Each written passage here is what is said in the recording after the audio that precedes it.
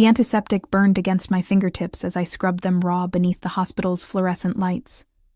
Another 18-hour shift, and the emergency room was finally quieting. My shoulders ached under the weight of exhaustion, my scrubs spotted with other people's blood. Just one more hour, I told myself. One more hour and I could collapse into my tiny apartment, where the rent was 3 months overdue. "Nina, we've got another one coming in." The charge nurse's voice cut through my momentary peace. I nodded, stuffing the granola bar I'd been saving back into my pocket. Food would have to wait, again. The sliding doors hissed open, and I expected the usual: a car accident victim, a bar fight, maybe another overdose. But what entered instead sent a ripple through the ER staff. First came 2 men in immaculate suits despite the late hour, their eyes scanning every corner of the room, hands positioned too close to their jackets. Behind them, supporting a third man between them, were 2 more suited figures. The man in the middle, the one they carried, wore a black coat that probably cost more than my yearly salary. His head hung forward, dark hair obscuring his face, but I could see blood seeping through his sleeve, dripping onto our recently mopped floors. GSW to the right shoulder. "No police," the first man said, his accent thick with Eastern European cadence. His eyes met mine, cold and evaluating. "Private room. Now." The charge nurse, Helen, who had survived 20 years of Chicago's worst traumas, went completely still. "Sir, we have protocols. Now," he repeated, his hand slipped partially inside his jacket. That's when the bleeding man raised his head. "Enough, Vasily." His voice was quiet, but carved through the tension like a blade. Despite his obvious pain, his posture straightened, and suddenly, he didn't seem supported by his men so much as surrounded by them. His eyes, startlingly pale against olive skin, swept the room before landing on me. "You, doctor, she's just a nurse," one of his men muttered. "I said doctor," he corrected, never breaking his gaze from mine. "I wasn't a doctor, not yet. 3 more years of saving, of working double shifts, of fighting the system that had already buried me in debt from my first failed attempt at medical school. But I was the closest thing to a trauma specialist on the night shift. "Examination room 3, I heard myself say, surprising everyone, including myself. "It's at the end of the hall, private." The man nodded once, a barely perceptible movement that nonetheless seemed to set everything in motion. His men moved him down the hall, their expensive shoes squeaking against the linoleum. Helen caught my arm as I grabbed a trauma kit. "Nina, you don't have to." "I know who they are," I whispered. Everyone in Chicago knew the Sokolov family controlled everything from the docks to City Hall, but he's still bleeding. "The police will ask questions none of us want to answer." I squeezed her hand. "I've got this. Just keep everyone else away." The examination room was already transformed when I entered. 2 men stood at the door, another by the window. The injured man sat on the table, coat removed, dress shirt unbuttoned to reveal a gunshot wound that had torn through his right shoulder. He wasn't looking at his injury, he was looking at me. "Everyone out," I said, surprised by the steadiness in my voice. No one moved. "I need to treat him. Alone." I set down my supplies, meeting the pale eyes of the man who could probably have me disappeared with a single word. A slight curve touched his lips. Not quite a smile. "You heard her," he said, and like magic, his men filed out, though only as far as the hallway, I was certain. I pulled on gloves and approached, forcing my hands not to tremble. "I need to cut away the shirt." He nodded, and I noticed how controlled his breathing was. Most men with bullet wounds were either screaming or in shock. He seemed merely inconvenienced. "I'm Nina," I said, using medical scissors to carefully cut away the blood-soaked fabric. "Is that relevant to my treatment?" he asked, his voice low and surprisingly soft. "I like to know who I'm putting my hands on." The words slipped out before I could censor them.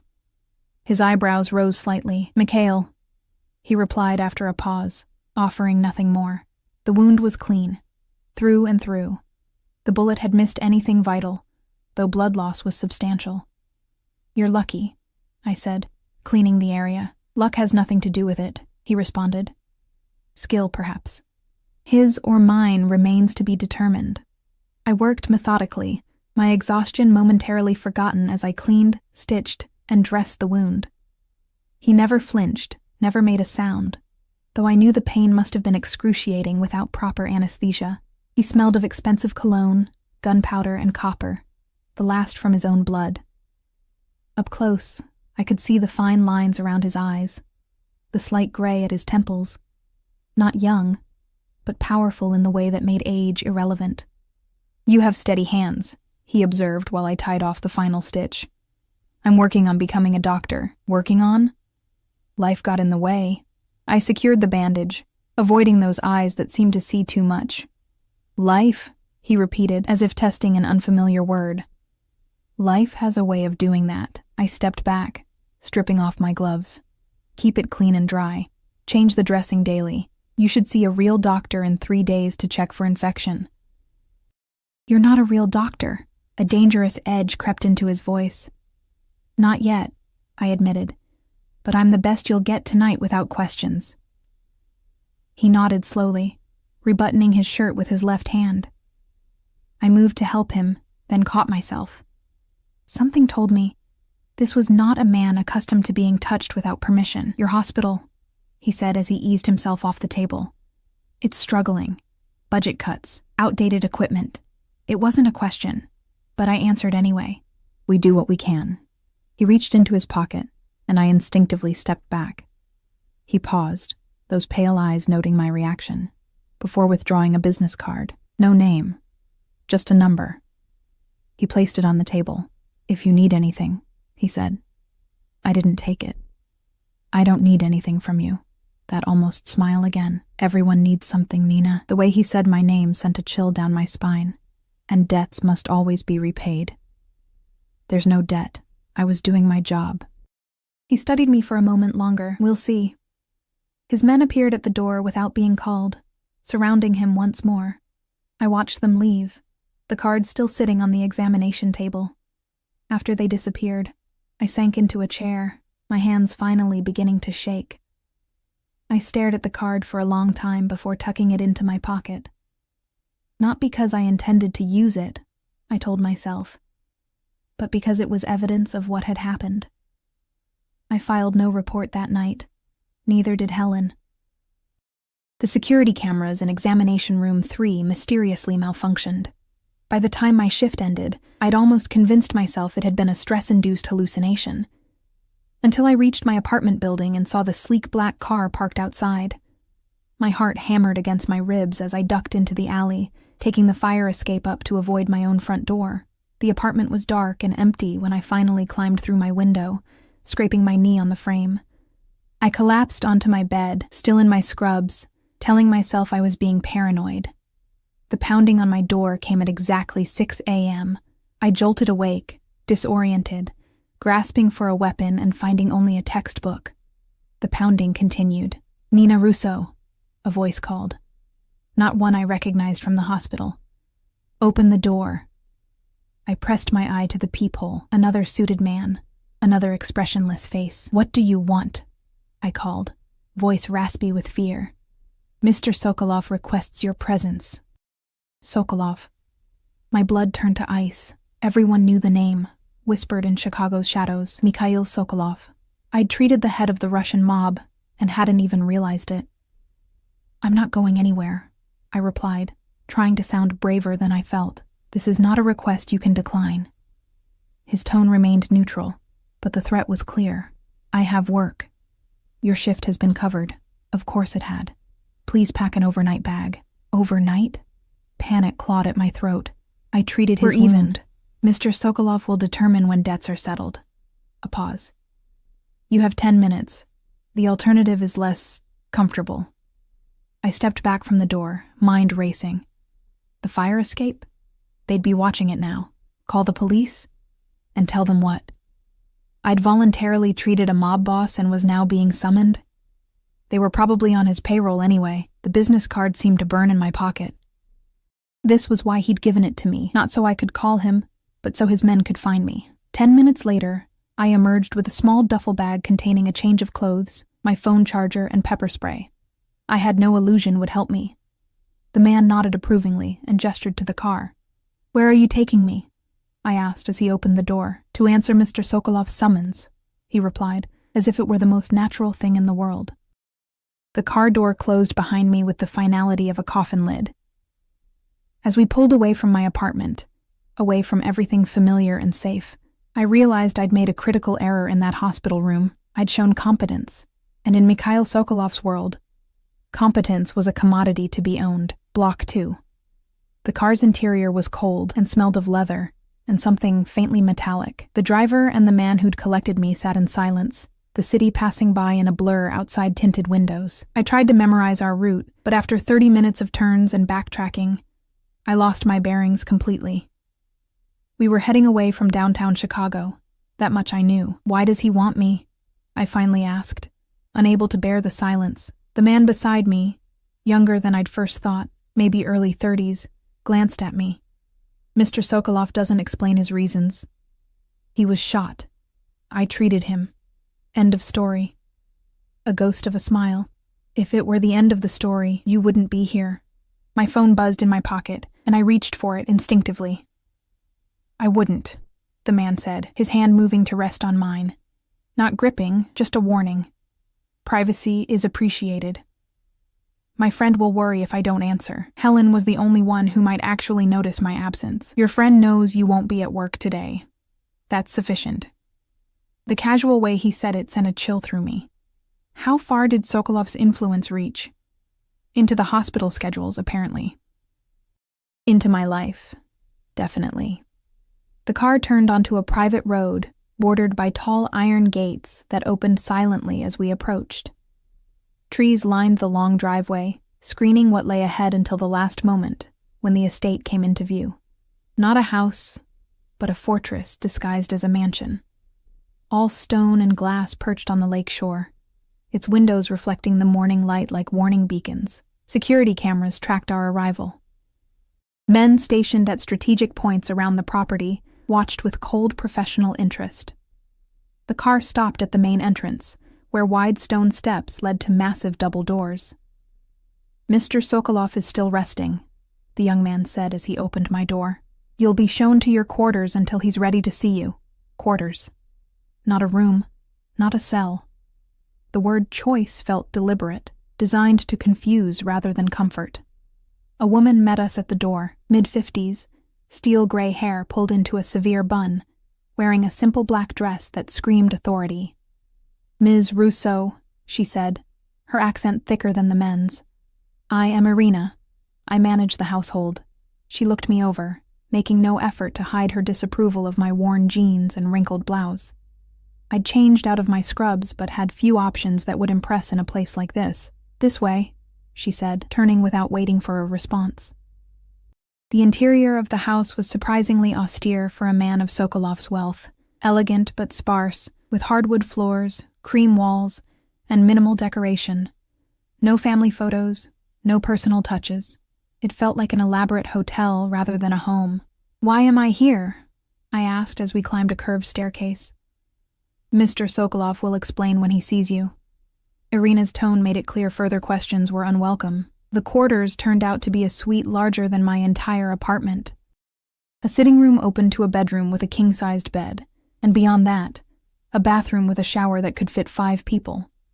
Floor-to-ceiling windows overlooked Lake Michigan, the water stretching to the horizon. "You'll find suitable clothes in the closet," Irina said. "Yours will be taken for cleaning." I clutched my bag tighter. "I prefer my own clothes." Her eyes narrowed slightly. "Mr. Sokolov has standards for his guests." "I'm not a guest, What was I?" Prisoner seemed melodramatic, but not entirely inaccurate.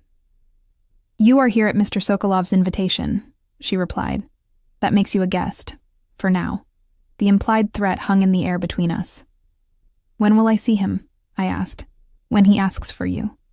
She moved toward the door. "The room is monitored. For your safety, of course.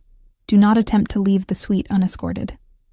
The door closed behind her with a soft click, but I heard the unmistakable sound of a lock engaging. Guest indeed. I explored my gilded cage, finding the closet filled with clothes in my size, everything from casual wear to evening gowns, all with price tags removed but obviously expensive. How long had he been planning this? How had he known my sizes? The thought of Sokolov's men going through my apartment, examining my clothes, made me shudder.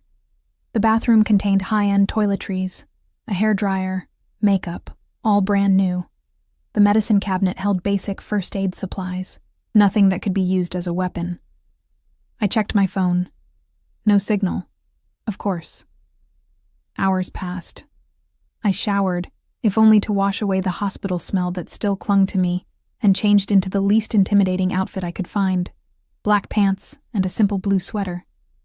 I paced the room, tried to read a book from the small collection on a shelf, and finally curled up in a window seat, watching the lake water turn golden in the late afternoon sun.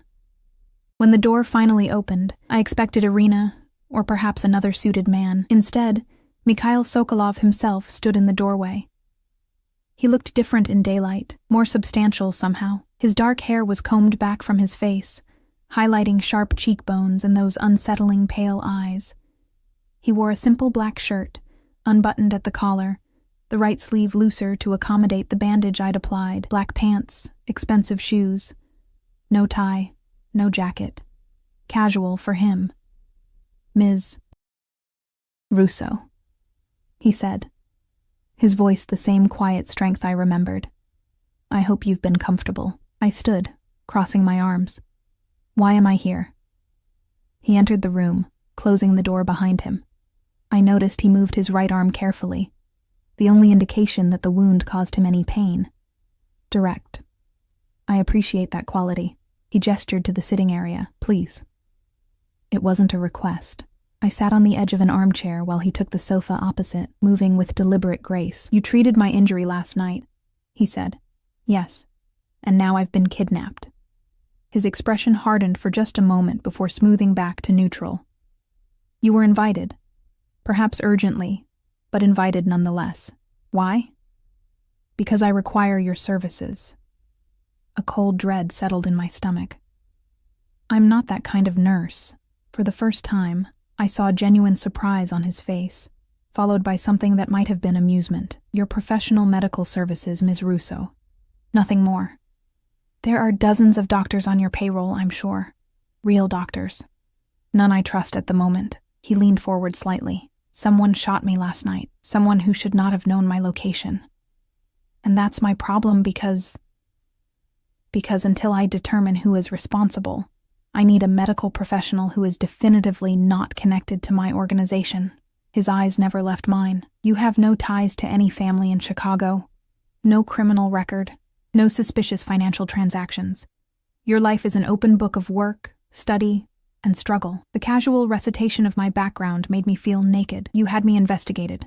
Thoroughly. In what, 8 hours? I'm efficient. He stood, moving to the window. I have a proposition for you, Nina Russo. I'm not interested. You haven't heard it yet. He turned back to me, the fading sunlight casting half his face in shadow. 2 weeks. You remain here as my personal medical attendant. Ensure my wound heals without complication. In return, your remaining medical school debt will be paid in full, plus compensation for your time. I stared at him, certain I'd misheard. My medical school debt? $173,422.16 as of this morning. The precise figure, the exact amount that had haunted me for years, knocked the breath from my lungs. Why would you do that? I repay my debts, Ms. Russo. You provided a service when I needed it most. Now I'm offering you what you need most. Freedom isn't for sale. Everyone's freedom has a price. Yours happens to be quite specific. He moved closer, and I fought the urge to back away. You're already a prisoner, Nina, to your debt, to your circumstances. I'm offering a different cage, temporary, but with a door that opens to the life you actually want. His words hit with uncomfortable precision. How many double shifts had I worked? How many sleepless nights? How many meals skipped? All because of that number. And here he was, offering to erase it as casually as ordering dinner. What's the catch? I asked, because there had to be one. The terms are as stated. You stay. You tend my wound. You speak to no one about what you see or hear. After 2 weeks, you return to your life, debt-free, with a generous bonus.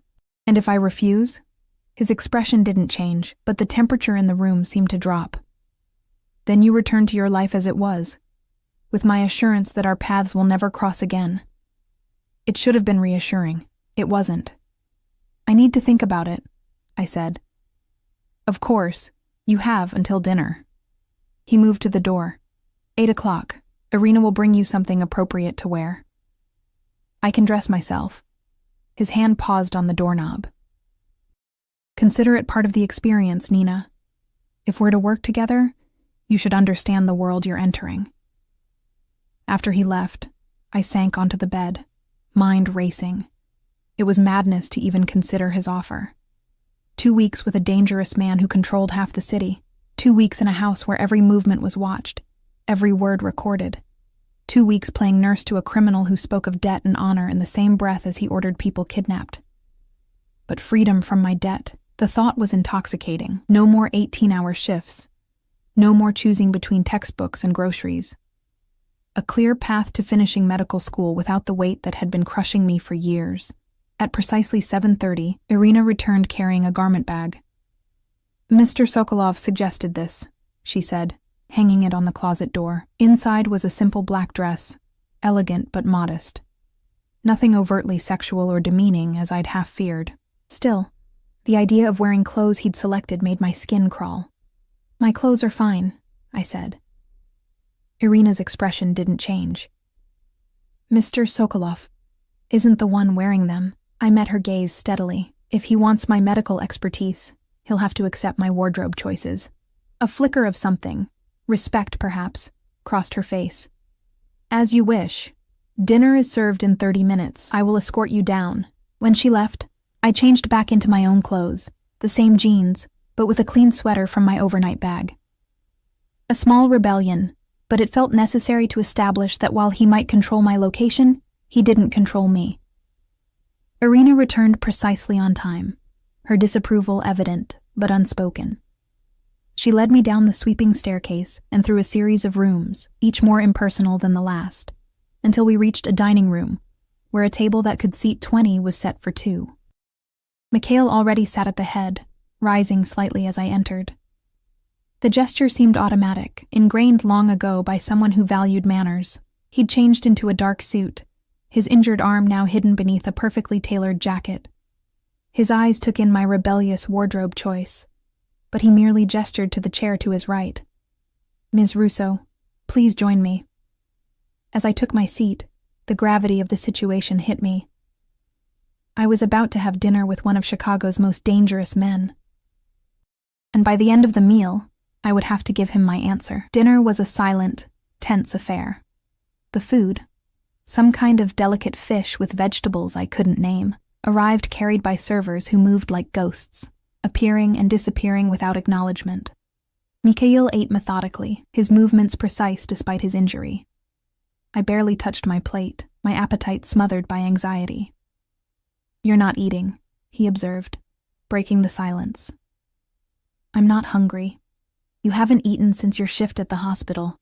Nearly 24 hours. He took a sip of water. No wine for him, I'd noticed. Your body needs sustenance regardless of your emotional state. The clinical assessment irritated me. Do you monitor everyone's eating habits? Or am I special? A slight upturn at the corner of his mouth. I notice details, Nina. It's kept me alive. Is that what happened to your shoulder? Noticing details. His expression cooled. A momentary lapse. It won't happen again. Because you'll have me around to patch you up? He set down his fork with deliberate care. Have you made your decision? I pushed my plate away. Yes. And? I'll stay. 2 weeks, but I have conditions. His eyebrows rose slightly. You're negotiating? If you want me here, yes. I straightened in my chair, meeting his gaze directly. First, I need to contact my friend Helen. Just a text saying I'm taking personal time. Nothing specific. He considered this acceptable. The message will be reviewed before sending. Second, I need my medical supplies, not just whatever you have here, my own kit, my references.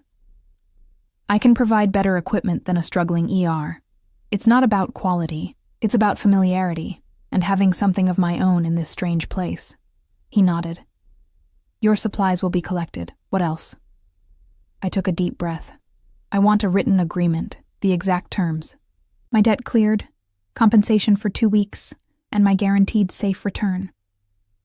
For a long moment, he just looked at me, those pale eyes assessing. Then he reached into his jacket with his left hand and withdrew a folded document, sliding it across the table. "Already prepared," he said quietly. My hands trembled slightly as I unfolded the paper. There it was.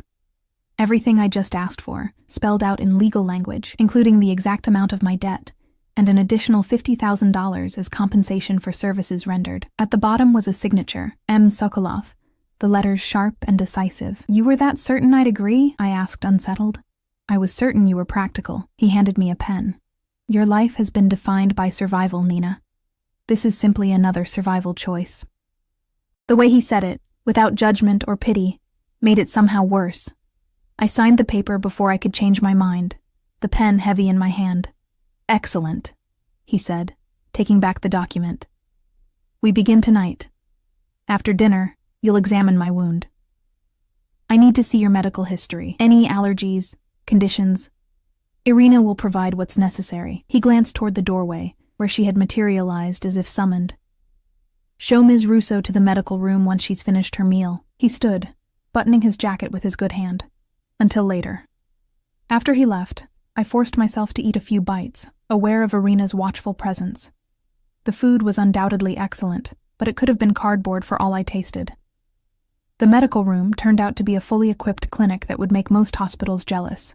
State-of-the-art monitoring equipment, surgical supplies, medications, all meticulously organized and immaculately clean. "Mr. Sokolov will join you shortly," Irina said. "Everything you require should be here." "Who maintains this?" I asked, running a finger along a tray of surgical instruments. "We have specialists who visit when needed." "But not now." Her expression remained neutral. "As Mr. Sokolov explained, there are trust issues at present, because someone shot him." She stiffened slightly. "You should not concern yourself with matters beyond your responsibilities." Hard not to when those matters put a bullet through my patient. She studied me for a moment. "You are direct for someone in your position." "And what position is that?" "Temporary," she replied, turning to leave. "Remember it." I was examining the medication cabinet when Mikhail entered. He'd removed his jacket and tie, and his shirt was already unbuttoned halfway down his chest. The clinical part of my brain noted the lean muscle beneath olive skin, while another part registered his physicality in a way that made me immediately redirect my attention to the bandage visible beneath his partially removed shirt.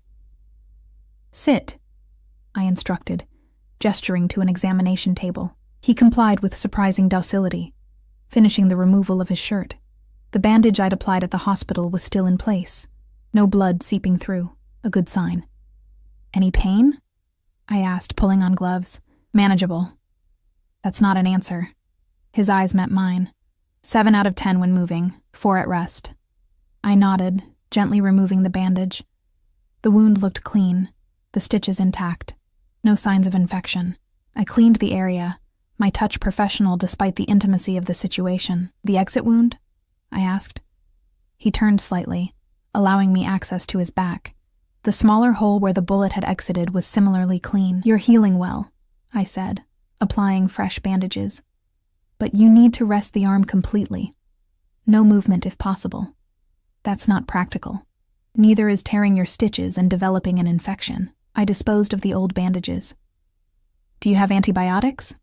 He nodded toward a cabinet. "Everything is there." I found what I needed and prepared an injection. When I turned back, he was watching me with an intensity that made me pause. "What?" I asked. "You're different here," he observed. More confident. "This is my territory. Medicine." I indicated the needle. "This will sting." He didn't even flinch as I administered the injection, his eyes never leaving my face. The silence between us grew heavy with unasked questions. "Who shot you?" I finally asked, disposing of the needle. "That doesn't concern you." "It does if they might try again while I'm here." A ghost of a smile touched his lips. "Concerned for my safety, or yours?" "Both." "I don't want to get caught in the crossfire of whatever war you're fighting." He studied me for a long moment. "There is no war, Nina. Merely a Reorganization of relationships. That involves bullets? Sometimes. He rebuttoned his shirt one-handed, declining my offer of help with a slight shake of his head. You're safe here. No one would dare breach this house. The certainty in his voice should have been reassuring. Instead, it reminded me of exactly who he was, a man whose power was built on fear and violence. I'd like to go back to my room now, I said, suddenly exhausted by the day's events. He nodded, calling for Irina without raising his voice. She appeared so quickly she must have been waiting just outside. One more thing, he said as I reached the door. Tomorrow morning. Breakfast at 7. We have matters to discuss. It wasn't a request. Back in my gilded cage, I tried to process everything that had happened. 24 hours ago, I'd been an overworked ER nurse with crushing debt and fading dreams. Now I was the private medical attendant to a mob boss with a contract promising financial freedom if I survived the next 2 weeks. I sent the approved text to Helen. Just enough to keep her from worrying, not enough to raise questions. Then I lay on the too-soft bed, staring at the ceiling. Certain sleep would never come. I woke disoriented, sunlight streaming through windows I didn't recognize. For one blissful moment, I forgot where I was. Then reality crashed back. The mansion, the contract, Mikhail Sokolov. A knock at the door announced Irina, who entered carrying a tray. Breakfast, she said, setting it on a small table by the window. Mr. Sokolov asked me to inform you he's been called away unexpectedly. Your morning meeting is postponed. Relief flooded through me, a reprieve, however brief. When will he return? When his business is concluded. She moved to the door. The grounds are available for your use today, under escort. Mr. Sokolov thought you might appreciate fresh air. After she left, I investigated the tray. Coffee, toast, fruit. Simple, but high quality. My stomach growled, reminding me how little I'd eaten the day before. I spent the morning exploring the mansion under the watchful eye of a guard who introduced himself only as Dmitri. The house was larger than it first appeared, with wings extending in multiple directions, most areas closed off or locked. The parts I could access were all similarly impersonal. Expensive but generic art, furnishings that looked barely used, no photographs or mementos anywhere. Does he actually live here? I asked Dmitri, as we walked through a sitting room that looked like a museum display. Mr. Sokolov has many residences, he replied, his accent thicker than Mikhail's. For security. It doesn't look like anyone lives here. Dmitri's expression remained impassive. Mr. Sokolov values privacy. The grounds were more impressive, manicured gardens stretching to the lakeshore, a pool area sheltered by tall hedges, even a small orchard. All surrounded by a high stone wall topped with security cameras and, I suspected, more deterrents I couldn't see. I was sitting by the pool, enjoying the September sun, when I heard the unmistakable sound of helicopters approaching. Dmitri immediately straightened, hand moving inside his jacket. Inside, he ordered. Now. What's happening? Inside. This time there was no room for argument. He rushed me back to the house through corridors I hadn't seen before, eventually returning me to my suite. Remain here until called for, he said, locking the door behind him. Through the windows, I could see men moving with purposeful efficiency across the grounds. Something had happened, something that put the entire estate on alert. Hours passed. No one came. No explanation was offered. I tried the door, still locked. My phone. Still no signal. The sun began to set, casting long shadows across the lake. Just as I was considering whether the sheets would hold my weight if I tried to escape through the window, the lock clicked. I expected Irina, or perhaps Dmitri. Instead, Mikhail stood in the doorway, his face a mask of controlled fury, blood staining his shirt. Blood that wasn't his. Your services are required, he said, his voice colder than I'd yet heard it. Immediately. I followed Mikhail through corridors I hadn't been shown before, deeper into the mansion's west wing. His pace was brisk despite his injury, and the tension radiating from him made me reluctant to ask questions. The blood on his shirt was fresh, dark crimson splatter patterns that told a story of proximity to violence. We entered a room dominated by a hospital bed, where a young man lay unconscious, his face bruised almost beyond recognition. blood soaked through hastily applied bandages on his torso. 2 men stood by the wall, their expressions grim. "What happened to him?" I asked, immediately moving to check his pulse, weak but present. "He was discovered," Mikhail replied cryptically, nodding to the men who promptly left, closing the door behind them. I peeled back the bandages, revealing a knife wound that had penetrated deep into the abdomen. "He needs a hospital. Surgery." "That's not possible. He could die without proper treatment." Mikhail's expression remained impassive. "Then ensure he doesn't die. You have everything you need here." I looked around at the equipment, surgical instruments, monitors, even a portable ultrasound. This wasn't just a first aid station. It was prepared for exactly this scenario. "I'm not a surgeon," I protested, though I was already washing my hands, medical training overriding my objections. "You've assisted in trauma surgeries. I've seen your hospital records." Of course he had. "Assisting isn't the same as performing. You're his only chance, Nina." His voice softened slightly. "And I'm told you're very good." The flattery didn't mask the implicit threat. If this man died, it wouldn't reflect well on me. I took a deep breath, assessed the wound more carefully, internal bleeding. "But if I moved quickly, I need an assistant," I said.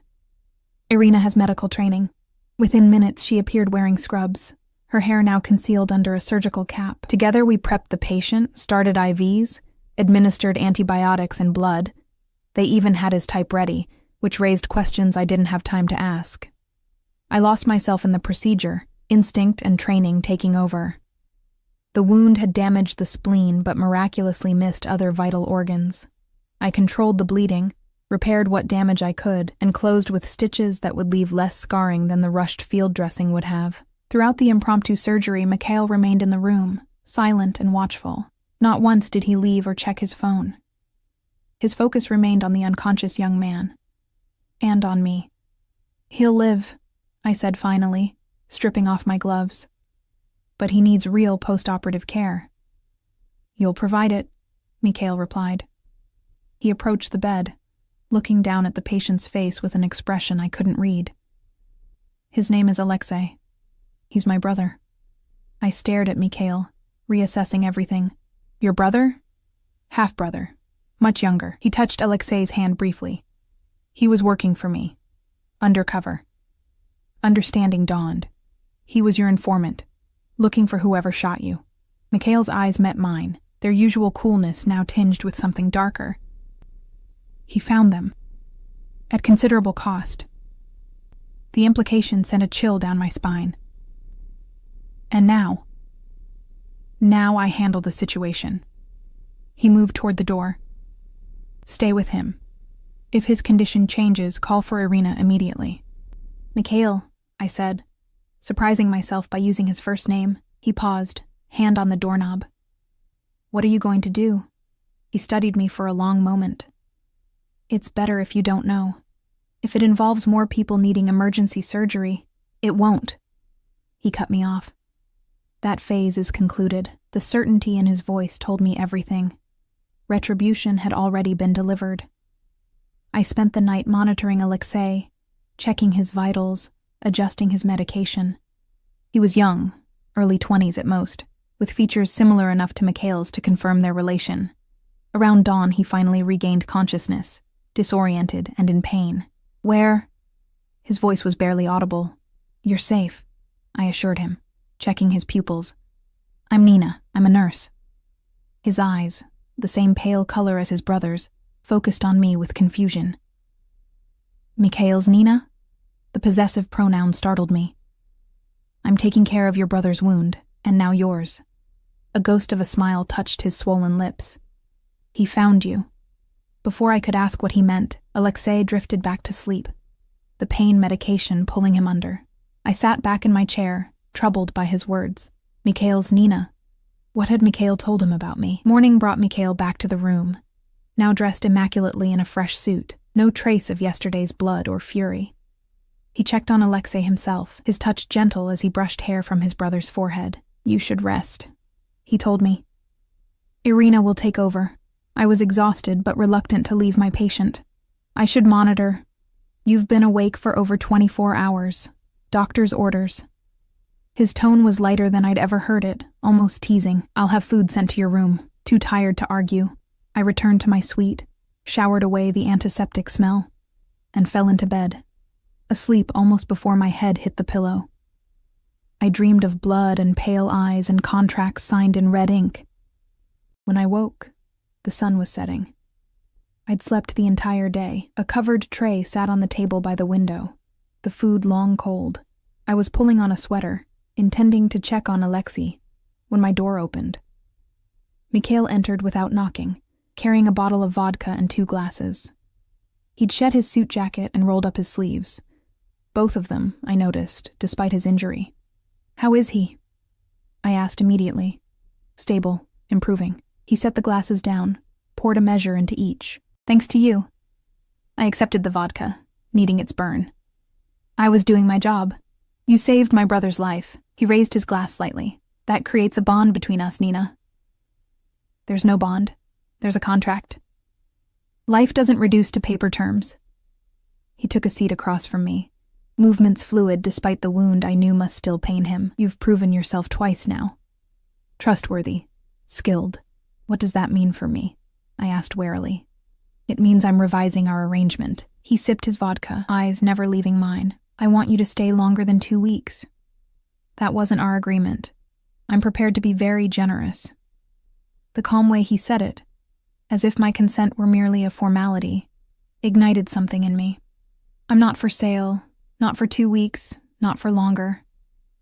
"Everyone has a price, Nina. You keep saying that, but it's not true." I set down my glass. "Some things matter more than money." "Like what?" "Freedom. Choice. Not spending my life patching up criminals after they stab each other." A dangerous stillness settled over him. "Is that what you think I'm asking? For you to be my personal criminal medic? Isn't it?" He leaned forward. "I'm offering you a place in my organization. Protection. Resources. Your medical school completed at the finest institutions, without debt or compromise." I stared at him. "Why would you do that? Because talent should be nurtured. Because loyalty should be rewarded." His voice dropped slightly. "Because I see potential in you that exceeds the limitations you've accepted." "Potential for what? To become like you?" A smile touched his lips, but didn't reach his eyes. "To become fully yourself, without the constraints that have held you back." The offer was seductive, not just the money or education, but the freedom from struggle he promised. Yet I knew the price would be my conscience, paid in increments so small I might not notice until it was gone completely. "I can't," I said softly. He studied me, head tilted slightly. "You haven't even asked what your duties would be." "It doesn't matter. I became a nurse to help people, not to enable violence. And who exactly do you help in that understaffed ER? The system is already broken, Nina. I'm offering you a chance to work outside it, by becoming part of your system instead? Trading one cage for another?" His expression hardened. "My offer expires at midnight. Think carefully before you refuse." After he left, I paced the room, mind racing. The rational part of me said to accept, to take his money, his protection, his promises of education and advancement. What difference did it make whose wounds I treated, as long as I could eventually help others? But a deeper part knew that once I stepped fully into Mikhail Sokolov's world, there would be no stepping out. The invisible threads would tighten until they became chains. Golden, perhaps, but chains nonetheless. I needed to leave. Now. Before midnight. Before he could make the decision for me. The lock on my door had been disengaged since Mikhail's visit. I slipped into the hallway, moving quietly toward the room where Alexei recovered. I had to check on him once more before I attempted escape. Professional obligation, I told myself. Not concern for the young man whose life I'd saved. Alexei was awake when I entered, propped up slightly against pillows, looking better than I'd expected. "Nina," he said, his voice stronger. "I wondered if you'd come." I checked his vitals, pleased with his progress. "How's the pain?" "Bearable." His eyes, so like his brother's, studied me curiously. "You're leaving, aren't you?" I froze. "What makes you say that?" "Your face. The way you're checking everything twice, saying goodbye without words." He shifted slightly, wincing. "He won't stop you. Your brother." Mikhail respects choice, even when he doesn't like the outcome. Alexei's gaze was disconcertingly perceptive. "But he's rarely wrong about people. If he made you an offer, there was reason." I adjusted his IV, avoiding his eyes. "I don't belong in your world. Few do at first. It grows on you." A weak smile. "Like family. A dangerous family. The best kind." His smile faded. "Be careful out there, Nina. You've seen too much now. Not everyone is as principled as my brother." The warning lingered in the air between us. I completed my examination, left instructions for his care, and finally allowed myself one small admission. "I'm glad you'll recover. Thanks to you." He caught my hand as I turned to leave. "Whatever you decide, you've earned his respect. That's rare and valuable." In the hallway, I stood for a long moment, torn between the path to the front door and the path back to my room. Freedom or security, principles or pragmatism, the choice I made now would define everything that followed. I chose freedom. The night air bit through my thin sweater as I slipped out a service entrance, having navigated the mansion's labyrinthine corridors by memory and instinct. The security was lighter than I'd expected. Perhaps Mikhail truly didn't anticipate my leaving, or perhaps he'd ordered them to let me go. Either way, I found myself beyond the stone wall, trudging along the private road that led eventually to the main highway. My phone remained useless. No signal. Battery nearly dead. I had no money for a cab, no clear idea of exactly where I was. All I knew was that with each step away from the mansion, the tightness in my chest eased slightly, even as the cold September night wrapped around me. After nearly an hour of walking, headlights appeared behind me. I stepped off the road, heart hammering, ready to run into the dense trees if necessary. The car slowed, a sleek black sedan that could have been any of Sokolov's fleet. But when the window rolled down, it wasn't one of his men who looked out at me. It was Irina. "Get in," she said, her voice carrying the same flat authority as always. "I'm not going back. Did I say anything about going back?" She pushed open the passenger door. "It's 3 miles to the highway, then another 15 to the nearest town. Your choice." I hesitated, weighing my options. The night was getting colder, and my chances of finding another ride were slim. "He didn't send you?" I asked. "Mr. Sokolov doesn't know I'm here." Something like disapproval colored her tone. He wouldn't approve. That, more than anything, convinced me. I slid into the passenger seat, the car's warmth immediate and welcome. "Why are you helping me?" I asked, as she pulled back onto the road. Irina kept her eyes forward. "Mr. Sokolov values loyalty above all else.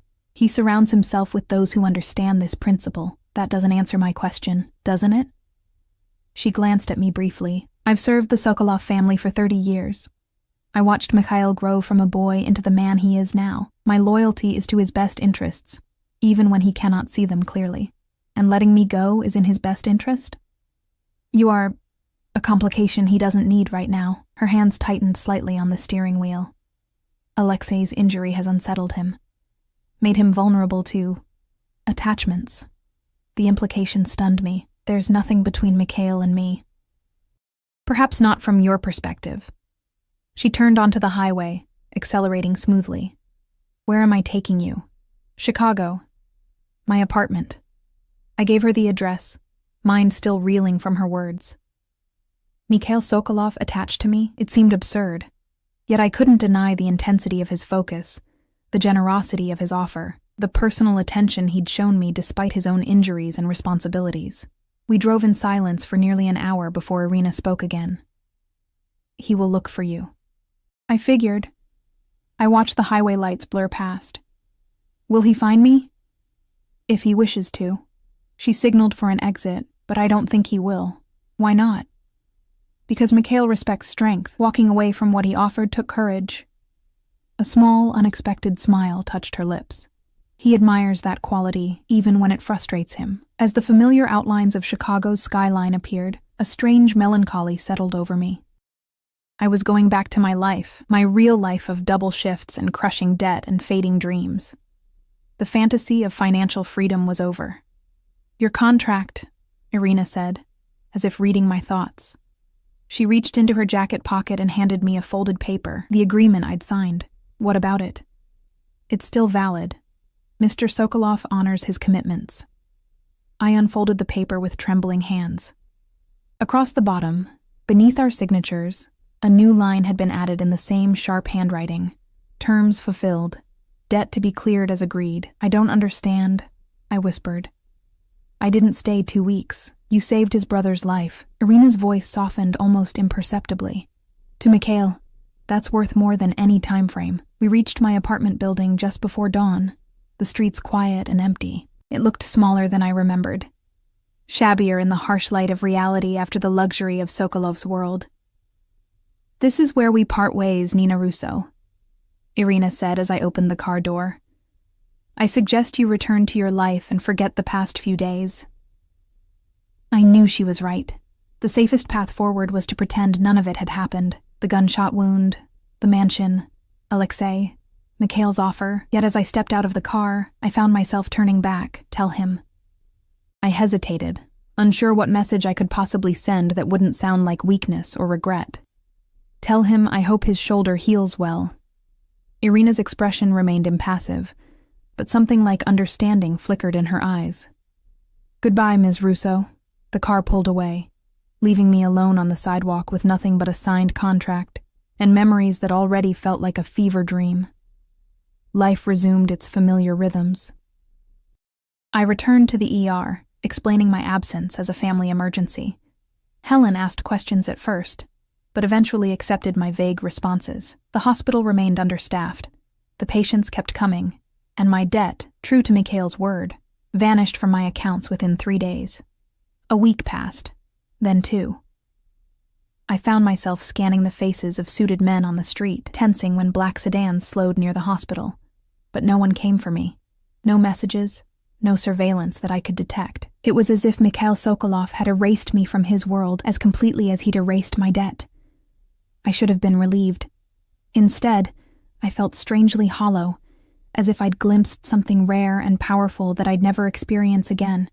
On the 17th day after my escape, not that I was counting, I arrived home from a particularly brutal shift to find my apartment door unlocked. I froze in the hallway, heart pounding. Someone had been inside, might still be inside. My first thought was burglary, but nothing appeared disturbed when I cautiously peered through the cracked door. Instead, a single item sat on my kitchen table, a small, expensive-looking gift box, wrapped in silver paper with no card or marking. I approached it warily, half expecting it to explode. When nothing happened, I carefully unwrapped it, lifting the lid to reveal a cell phone. Sleek, new, and already activated. As I held it, it buzzed with an incoming text message from an unlisted number. 3rd and Monroe, 9 p.m. If you're curious, no signature, none needed. I stood in my kitchen, the phone heavy in my hand, wrestling with the decision. Going would be insane. Staying would be safe. But safety, I was beginning to realize, wasn't the same as living. At 8:55 p.m., I walked into the small Italian restaurant at 3rd and Monroe, wearing the one decent dress I owned. The maitre d' nodded as if expecting me, leading me through the main dining room to a private area and back. A single table was set for 2, with Mikhail Sokolov waiting beside it. He looked different, more relaxed, his suit less formal, his hair slightly tousled as if he'd been running his hands through it. The only familiar elements were those pale eyes, which tracked my approach with the same intensity I remembered. You came, he said, moving to hold my chair. His right arm seemed to be healing well, the movement almost natural. I was curious, I replied, taking the seat. How's your shoulder? Healing nicely. Your work was excellent. He sat across from me, a bottle of wine already breathing between us. And Alexei is recovering well. He asks about you. I'm glad. I fidgeted with my napkin, suddenly nervous. Why am I here, Mikhail? He poured wine for both of us, his movements deliberate. Because I wanted to see you again. Why? You're direct as always. A smile touched his lips. I find myself thinking about you, more than is reasonable. The admission surprised me. I left. Yes, and that was your right. He raised his glass slightly. I misjudged what you wanted, which was not to be owned. His gaze was steady. I offered you security, but what you value is freedom. I understand that now. I took a sip of wine, needing a moment. So what's this? A new offer? This is dinner, Nina. Nothing more. He gestured to the restaurant around us. Neutral ground. No contracts. No expectations. Just two people who barely know each other. Two people who perhaps understand each other better than you think. He leaned forward slightly. You could have ignored my message. You didn't. That suggests curiosity. At minimum. He wasn't wrong. Despite everything, I had been unable to stop thinking about him. His confidence, his complexity, the glimpses of honor beneath the dangerous exterior. I have conditions, I said. His eyebrows rose slightly, amusement flickering in his eyes. Again with the negotiations, my life stays separate from yours. I don't treat your associates. I don't attend your functions. I don't become part of your world. Understandable. I finish medical school on my own terms. No interference, no shortcuts. He nodded. What else? I took a deep breath. Total honesty between us. I need to know who you really are. Not just what the rumors say. His expression sobered. That's a dangerous request, Nina. Knowledge has consequences. I've already seen enough to put me in danger. I'd rather know the full truth than half-truths. He considered this for a long moment. And in return? In return, I'll have dinner with you. Conversation. Nothing more promised. The corner of his mouth quirked upward. A limited offer. Take it or leave it. His smile widened into something genuine. I accept your terms. What followed was the strangest first date of my life, if it could be called a date at all. Over exquisite food I barely tasted, Mikhail Sokolov told me his story. Born in Russia to a minor crime family, brought to America at 12 when his father expanded operations. The violence of his childhood, the death of his mother, the strict code his father instilled. How he'd taken over the family business at 23 when his father was assassinated. How he'd expanded it beyond smuggling and protection into legitimate enterprises, real estate, shipping, technology investments. The world sees only one dimension of what I do, he said. The violence, the intimidation. They don't see the communities we protect, the businesses we save from predatory corporations, the families we support. You're still breaking the law, I pointed out. Some laws deserve to be broken. His eyes held mine. You've worked in that ER long enough to see how the system fails people. How many lives are destroyed because healthcare is a privilege, not a right? How many families bankrupted by medical bills? The system you work within is just as corrupt as mine. The difference is mine acknowledges its nature. I couldn't entirely disagree, which disturbed me. That doesn't justify violence. No, but it explains it. He twisted his wine glass slowly. Violence is sometimes necessary, but never my first choice. Despite what you may think, I don't enjoy it. Then why continue this life? You have money, connections. You could go legitimate completely. Could I? He smiled faintly. The world doesn't let men like me simply walk away, Nina. Too many people depend on me. Too many enemies wait for weakness. He paused. And there's Alexei. What about him? He's young, impulsive. If I stepped away, he would take over, and he lacks restraint. Mikhail's expression darkened. The devil you know is sometimes better than the one waiting to take his place. By the time we finished dinner, I felt as if I'd glimpsed a side of Mikhail Sokolov that few ever saw. The strategist, the reluctant leader, the man who lived by a code that was foreign to me, but internally consistent for him. May I walk you home? He asked as we stood outside the restaurant. I hesitated, then nodded. Just walking. The night was cool but pleasant, stars visible between the city's towers. We moved side by side, not touching, an invisible boundary between us that neither crossed. What happens now? I asked as we neared my building. That depends on you. He stopped, turning to face me. I would like to see you again, on your terms. Why me? There must be dozens of women who'd be easier, who wouldn't make demands or ask uncomfortable questions. Precisely why they don't interest me. His gaze was steady. You challenge me, Nina. You see the world differently than I do. And you're not afraid of me. I probably should be, but you're not. He stepped closer, still not touching me. Tell me to walk away, and you'll never see me again. Your debt is cleared, your future secured. No obligations. I knew I should say it. Tell him to leave, to never contact me again. It was the sensible choice, the safe choice. Yet the words wouldn't come. I need time, I said instead, to think about what this means, what it could become. He nodded, accepting this without protest. The phone I gave you, it's secure, untraceable. Use it when you've decided. And if I never call, then I have my answer. Something like vulnerability flickered across his face. So briefly I might have imagined it. But I hope you will.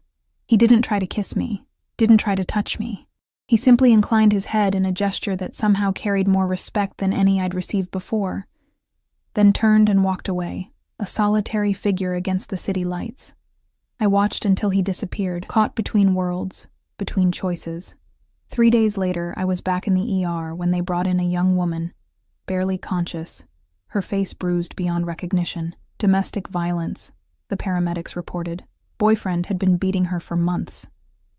This time he'd nearly killed her. I worked to stabilize her, fury building with each new injury I discovered.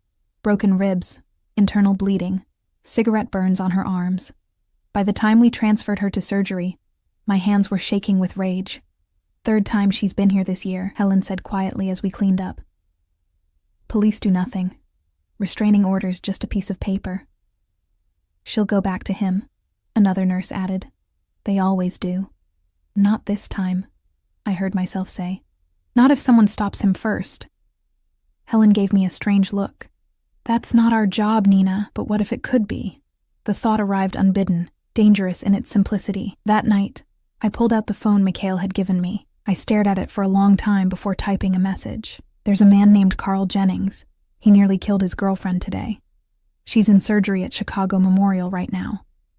I hesitated, thumb hovering over the send button. This was crossing a line, using Mikhail's power, his connections, for my own sense of justice. Once done, it couldn't be undone. My phone buzzed with a new text from Helen. Sarah didn't make it. Lost too much blood. Police still investigating. Sarah, she had a name. She had been someone's daughter, friend, maybe sister. Now she was a statistic. Another woman failed by a system designed to protect men like Carl Jennings. I hit send. The response came almost immediately. What would you like to happen to him? I took a deep breath and typed, justice. Not death. But something he'll never forget. Consider it done. Dinner tomorrow? I smiled despite myself. Yes. But I'm buying this time. 3 days later, Carl Jennings was found beaten and bound on the steps of Chicago PD with evidence of his crimes. Photos, videos, text messages confessing to Sarah's murder, taped to his chest. He would never hurt anyone again. When I met Mikhail for dinner that night, neither of us mentioned Carl Jennings. We didn't need to. Something had shifted between us. An understanding. An acknowledgement that perhaps our different worlds could occasionally align for a greater purpose. I've been thinking about your conditions, he said, as we walked along the lakeshore afterward, closer now but still maintaining that careful distance. And I want to propose an addition. He stopped, turning to face me. When you become a doctor, which you will on your own merit, I'd like to fund a clinic, your clinic, in neighborhoods that need it most. I stared at him. Why would you do that? Because talent should be nurtured, because some systems need to be challenged from within. His eyes held mine, because I believe in what you could accomplish. With blood money? With money that could finally do some good. He moved closer, his voice softening. You don't have to answer now. It's just something to consider for the future. Our future. The unspoken implication hung in the air between us. I'm still not part of your world, I said firmly. No. You would be creating your own. He hesitated, then slowly reached out, giving me time to pull away before his fingers brushed mine. With occasional intersections between our spheres, the touch sent electricity up my arm. Intersections? Dinners, conversations. His fingers intertwined with mine. Perhaps wished more. Eventually, I didn't pull away. I still don't agree with everything you do. I would worry if you did. His thumb traced circles on my palm. Your moral compass is part of why I—" He stopped, seeming to catch himself. "Part of why you what?" I pressed. His pale eyes met mine, more vulnerable than I'd ever seen them. "Part of why I can't stop thinking about you. Why I sent Irina to make sure you got home safely that night. Why I had your debt cleared immediately, even knowing you might never speak to me again." The confession hung between us, raw and honest. This dangerous, powerful man had exposed a weakness. Me. "This is complicated," I whispered. "The best things usually are." He raised our joined hands, pressed his lips to my knuckles in a gesture both old-fashioned and intimate. "I'm a patient man, Nina. I can wait while you decide what you want this to become." As he looked at me in the moonlight, I realized I was already deciding. Each step toward him was a choice, to see the complexity behind the feared name, to acknowledge the gray areas I'd once considered black and white, to admit that perhaps his world and mine weren't as separate as I'd believed. "I want to take it slow," I said. "One step at a time." He nodded, the relief in his eyes unmistakable. "At your pace. Always." We continued our walk, hands still connected, the boundary between us not erased, but intentionally crossed. I didn't know where this path would lead, whether to heartbreak or something transformative. I only knew that for the first time in years, I was moving forward rather than simply surviving. Somewhere across the city, a clinic waited to be built, patients waited to be healed, and I, former ER nurse who had treated a Mafia boss's wound on a fateful night, was stepping into a future I never could have imagined. One where power and compassion, darkness and healing, might somehow coexist. The choice was mine, and I was finally ready to make it.